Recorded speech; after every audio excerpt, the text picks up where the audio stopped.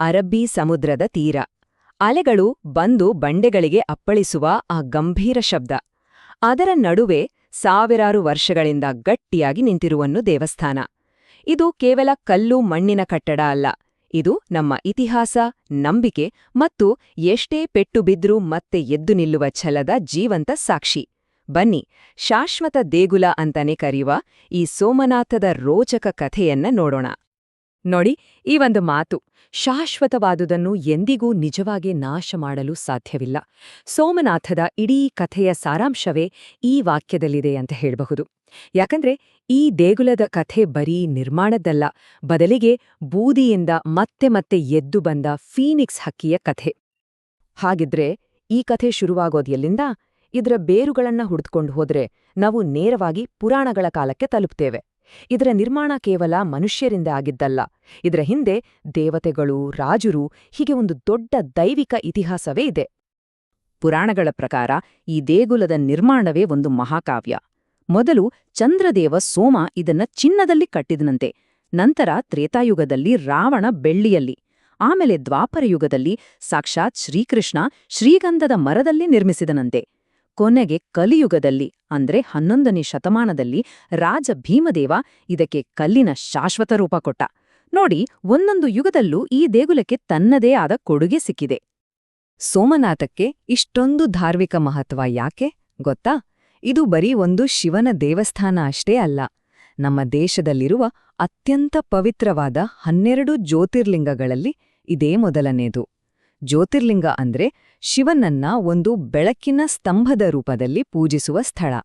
ಆ ಪರಂಪರೆಯ ಮೂಲವೇ ಈ ಸೋಮನಾಥ. ಸರಿ, ಇಲ್ಲಿಯವರೆಗಿನ ಕಥೆ ಅದ್ಭುತವಾಗಿತ್ತು. ಆದ್ರೆ ಇಲ್ಲಿಂದ ಕಥೆ ಒಂದು ನಾಟಕೀಯ ತಿರುವು ಪಡೆದುಕೊಳ್ಳುತ್ತೆ. ಈ ದೇವಾಲಯದ ಇತಿಹಾಸ ಕೇವಲ ನಿರ್ಮಾಣ ಮತ್ತು ಪೂಜೆಗೆ ಸೀಮಿತವಾಗಿಲ್ಲ. ಇದು ಪದೇ ಪದೇ ನಡೆದ ಧ್ವಂಸ ಮತ್ತು ಅಷ್ಟೇ ಛಲದಿಂದ ನಡೆದ ಪುನರ್ನಿರ್ಮಾಣದ ಒಂದು ನಿರಂತರ ಚಕ್ರ. ಈ ದೇಗುಲದ ಇತಿಹಾಸದಲ್ಲಿ ದಾಳಿಗಳ ಕಥೆಗಳು ತುಂಬಿ ಹೋಗಿವೆ. ಕ್ರಿಸ್ತಶಕ 1025ರಲ್ಲಿ ಘಜ್ನಿಯ ಮಹಮೂದ್ ನಡೆಸಿದ ದಾಳಿ, ಅದು ಕೇವಲ ಒಂದು ಆರಂಭ ಅಷ್ಟೆ. ಆನಂತರ ದೆಹಲಿ ಸುಲ್ತಾನರು, ಮೊಘಲರು, ಹೀಗೆ ಅನೇಕರು ಬಂದು ಇದನ್ನ ಪದೇ ಪದೇ ನೆಲಸಮ ಮಾಡಲು ಪ್ರಯತ್ನಿಸಿದ್ರು. ಆದರೆ ಕಟ್ಟಡವನ್ನ ಬೀಳಿಸಬಹುದೇ ಹೊರತು ನಂಬಿಕೆಯನ್ನಲ್ಲ, ಅಲ್ವಾ? ಪ್ರತಿ ವಿನಾಶದ ನಂತರ ಏನಾಯ್ತು ಗೊತ್ತಾ? ಭಕ್ತರ ನಂಬಿಕೆ ಇನ್ನಷ್ಟು ಗಟ್ಟಿಯಾಯ್ತು. ಅವರು ಮತ್ತೆ ಮತ್ತೆ ಬಂದು ಅದನ್ನ ಕಟ್ಟಿದ್ರು. ಇದೇ ಕಾರಣಕ್ಕೆ ಸೋಮನಾಥಕ್ಕೆ ಶಾಶ್ವತ ದೇಗುಲ ಅನ್ನೋ ಹೆಸರು ಬಂತು. ಅದರ ಸ್ಥಿತಿಸ್ಥಾಪಕತ್ವ ಅಂದ್ರೆ ಮತ್ತೆ ಎದ್ದು ನಿಲ್ಲುವ ಆ ಗುಣವೇ ಅದರ ನಿಜವಾದ ಗುರುತು. ಕಥೆ ಇಲ್ಲಿಗೆ ಮುಗಿಯಲ್ಲ. ನಾವು ಈಗ ನೇರವಾಗಿ 20ನೇ ಶತಮಾನಕ್ಕೆ ಬರೋಣ. ಭಾರತಕ್ಕೆ ಸ್ವಾತಂತ್ರ್ಯ ಸಿಕ್ಕಿದ ಹೊಸತರಲ್ಲಿ ಸೋಮನಾಥದ ಪುನರ್ನಿರ್ಮಾಣ ಕೇವಲ ಒಂದು ಧಾರ್ಮಿಕ ಕೆಲಸವಾಗಿ ಉಳಿದಿರಲಿಲ್ಲ, ಅದು ಒಂದು ಇಡೀ ರಾಷ್ಟ್ರದ ಸಾಂಸ್ಕೃತಿಕ ಪುನರುಜ್ಜೀವನದ ಸಂಕೇತವಾಗಿತ್ತು. ಈ ಬೃಹತ್ ಕಾರ್ಯದ ಹಿಂದೆ 3 ಮಹಾನ್ ಚೇತನಗಳಿದ್ವು. ಉಕ್ಕಿನ ಮನುಷ್ಯ ಸರ್ದಾರ್ ಪಟೇಲರ ಸಂಕಲ್ಪ, ಕೆ.ಎಂ. ಮುನ್ಷಿಯವರ ಕಾರ್ಯತಂತ್ರ ಮತ್ತು ಅಂದಿನ ರಾಷ್ಟ್ರಪತಿ ಡಾ. ರಾಜೇಂದ್ರ ಪ್ರಸಾದರ ಉದ್ಘಾಟನೆ.